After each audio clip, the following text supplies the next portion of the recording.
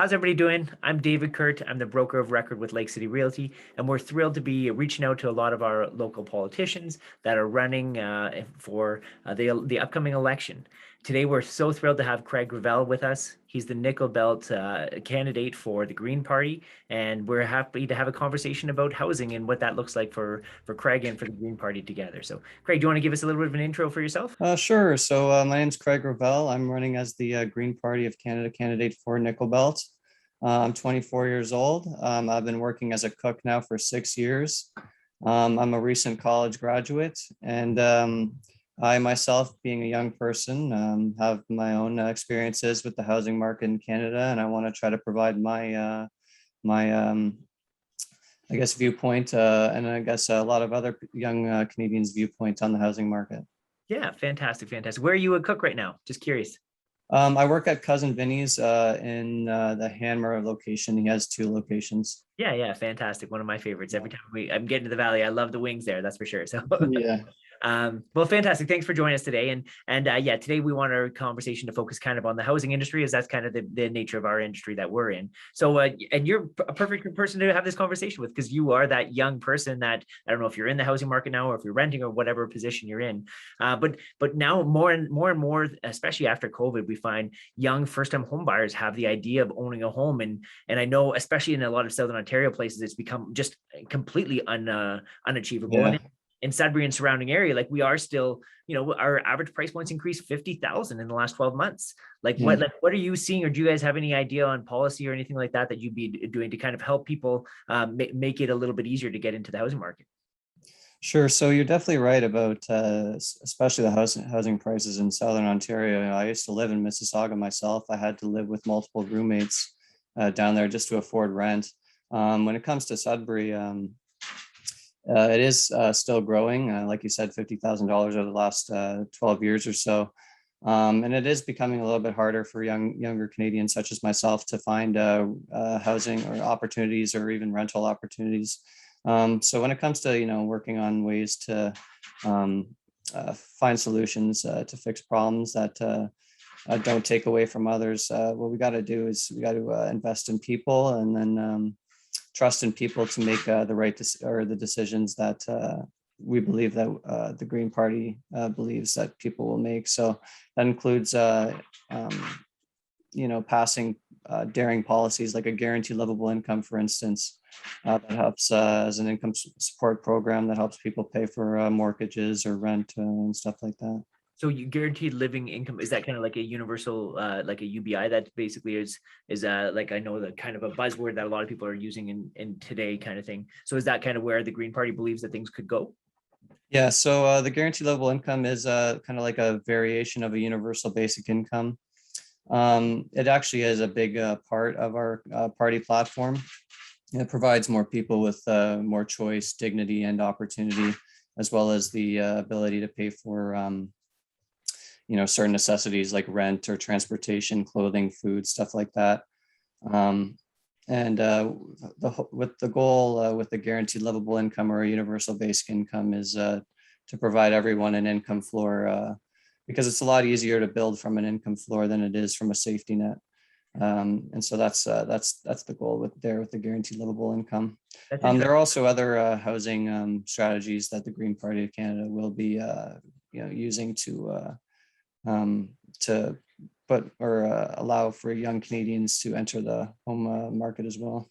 Yeah, I was trying to do some research on the Green Party specifically, and like I found a lot of snapshots when like comparing kind of like the Liberals and the Conservatives and the NDP and stuff like that, but I wasn't able to find so much from the Green Party. Do you guys believe in like RSPs for first-time home buyers, and like do you guys have any stance on some of those bigger issues? I know from a lot of the first-time home buyers I deal with, they like the 5% down. Some people are even talking about making longer amortization periods. Some people are even talking about maybe like getting rid of 5% down altogether, and then also like the idea of using RSPs, and some of the different parties are talking about increasing the amount of money they can withdraw from their RSPs. Do you know if specifically anything the Green Party has a stance on that? On those, or not really sure? I don't know about the Green Party specifically. I know I do support, finding ways to, with the 5% down payment. I'm unsure if other parties are, supporting programs that make it easier to make that 5% down payment a lot easier for younger Canadians. I know that's something I want to make a lot easier for younger Canadians, but yeah, I can't really say much about the Green Party's platform. There are other ways, like investing in different housing solutions for different housing needs. One thing in sorry. Yeah, that brings me to my second kind of question I kind of want to hit on is we know that one of the biggest problems with housing is just the idea of infrastructure, and there's just not enough infrastructure out there, especially if we take like lower income housing or like a geared to income housing or something like that that's out there. Do you guys have any idea on, or how would you think that that's something that obviously that's a big a policy and a big issue to tackle, but do you have any ideas on how you would act on encouraging the supply of available housing that would be out there? Sure. So in order to, I believe, and a lot of supporters in the Green Party believe that in order to increase the supply of housing, we have to do a lot of things. But we also have to understand that we do have a lot of peopleless homes in Canada, and we do have a lot of homeless people. So we can actually address it by addressing the current housing that we have that is currently being vacated, or that is currently vacant. And I'm sorry if you can hear my dog in the background. He's scratching at the door. That's okay. But there's also other ways, like the Green Party wants to invest in building more deeply affordable homes. I believe, I can't remember the number off the top of my head, but I think it was 300,000 units over the course of a decade, but also requiring about like 30% of those homes to be affordable, and are prioritizing people with disabilities and special needs as well, which is something that I also heavily support. No, fantastic. Yeah, and like it's whenever you add some government incentives to things, like it's always going to encourage people to be doing some projects. And but even just, I remember like some friends of mine, their parents got to the age where they couldn't live on their own, right? And they wanted to live under their roof and stuff like that. And they're like, oh, there's some government programs available. It turned out it was 15% up to $10,000, so $1,500 for rebates for doing some renovations to be able to house the parents in their house. And like they end up spending, I think it was like 70,000, because they did, quite a bit of work to have the parents live with them in the end, to be able to retrofit their entire house. And then to have a like $1,500 kickback wasn't that big, but I guess every little dollar helps at the end of the day. But it was interesting, the point that you had hit on earlier, where the idea of doing 300,000 houses. And I think that one of the bigger issues, that at least from what my view is there's just a disconnect between the local cities, the province, and the federal government on a lot of these issues. And I know that the Canadian Real Estate Association is kind of endorsing the idea of a roundtable discussion, like a permanent roundtable for housing. Do you guys have any, so where basically these conversations could be having with these different stakeholders? Do you guys have any say on that, or any opinion on that? Sure. So I actually looked through the Green Party platform recently. When it comes to having like a housing roundtable strategy, like I wasn't able to find much concrete information on that. I do understand, and I do want people to know that communication is vital in making important housing decisions. So I would support a roundtable like that involves federal, provincial, and municipal governments, along with builders and organizations. I think if you, especially looking at Nickel Belt, like that's such a vast area, and like those municipalities like have so many different rules and regulations and things like that. So it's especially with an area like Nickel Belt, I think that's such a key driver, and being able to have those people at the table that can provide good value, and to make sure that if there's going to be incentives, or if there's going to be rebates or something like that, then those get best aligned with ensuring that they actually turn into development and get the money to where it needs to go there. So that's interesting. The other point you touched on is homelessness, and I think I've been involved with a bunch of different charities within Sudbury. I know Inner City Home's always been close to my heart as well. But the idea of homelessness in Sudbury and Nickel Belt, and do you have any ideas on how you can kind of combat homelessness as a housing kind of issue? Sure. So there is an affordable housing and homelessness crisis In particular, the Green Party will combat homelessness like in Greater Sudbury and Nickel Belt by providing Greater Sudburyans with guaranteed level income to help pay for their expenses, like rent and food. The Green Party will also increase investments in mental health support for the homeless, including job support programs. We want people to have the opportunity to get into transitional housing. We're going to invest in tiny homes and co-op housing. We're going to invest in, what I really want to fight for in Nickel Belt particularly is actually I want to fight for a Nickel Belt kind of like a tiny home community, I guess. If we can build like hundreds of units, let's say, and build like a small little community around one of our local towns in Nickel Belt, then we can also have public services and utilities in the area too that can build and foster a community, and that doesn't keep everyone so far apart from each other, while also building affordable housing for people in different scenarios. Like I myself am a young person who's single, and for me, like it's kind of hard to find housing or rent that or housing or rental opportunities that are in my price range.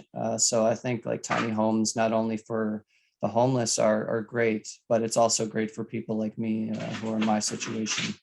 That's actually really encouraging to hear, because I know it's as somebody that's in real estate, I've in the past, I've looked at the idea of the development and more specifically inside of Sudbury, not Nickel Belt, but inside of Sudbury, I know there was restrictions. I don't know. I think they were trying to reduce some of the restrictions just based off size of square footage developments and things like that, because they want neighborhoods to conform and they want, certain requirements and things like that. Now, obviously you want it to be fire safe and you want it to be up to whatever the Ontario Building Code is going to say. But the idea of building tinier footprint houses, which keeps construction costs down, is something that's is just a no-brainer in my mind as well, kind of thing. So it's good to hear that you've got some progressive thoughts on that. At least that's encouraging there. And then you also hit on the idea of the rental market as well. And when we talk about housing market, I don't want to just be here talking about real estate and getting into the housing market, but I also wanted, like, there's a lot of people, young people, whether they're in university, colleges, or just out of school, that are looking in there. They can't get into the housing market, so they're looking at renting. And I know this has been one of the number one issues I've heard from a lot of people recently, is just like their jaw drops when they see rental prices. And and then, like, as I'm a landlord myself, and I see people that take advantage of the situation, and so like is the LTB doing enough, and is there a big enough pushback there? Do you guys have any any way of looking at kind of addressing some of that affordable rental marketplace? And like, would that be also the tiny homes, or do you guys have any other different thoughts on that? I think I think a big part of the Green Party platform is to provide affordability for Canadians. And, I know this is going to seem really like a different coming from a candidate from a party who's may not be as popular as other parties.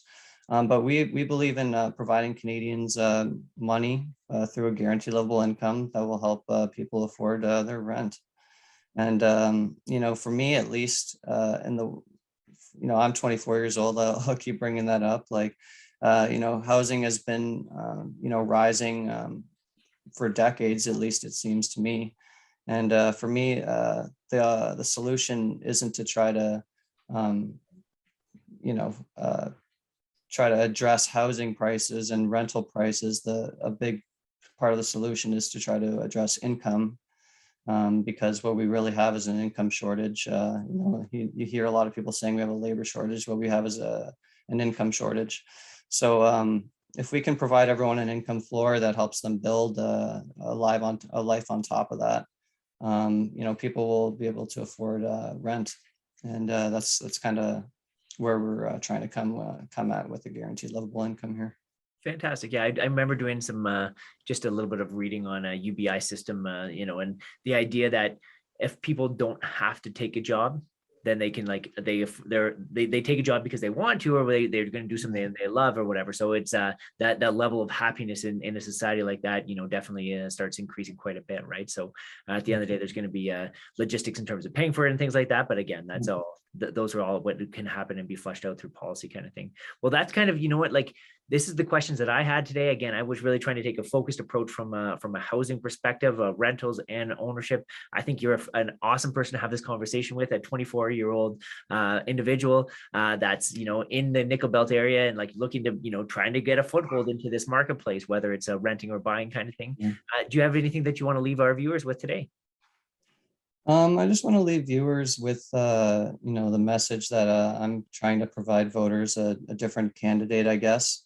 I'm fighting for daring and bold policies that will help, first-time home buyers, and not only first-time home buyers, but people already homes already. I want people to have a guaranteed livable income so they can help pay for housing, and they can help pay for unexpected expenses that home ownership comes with. And I also want to provide, young people like myself with by abolishing tuition so that it doesn't, so that, student loan debts don't end up being a drag on young Canadians, which end up pushing home ownership rates, later into, it seems like they're young people's 30s or 40s now. So I'm trying to come at this with a different perspective. I'm trying to come at this with a perspective that is completely different from what we've seen from both major parties who have held power in this country. And I'm hoping that my campaign and a lot of my social media will help people in,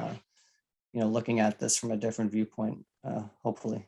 That's really awesome. Yeah, I really appreciate that. And just where can people find you? I saw you on Twitter, I think on Facebook as well, but like, where's your mainstays on social these days?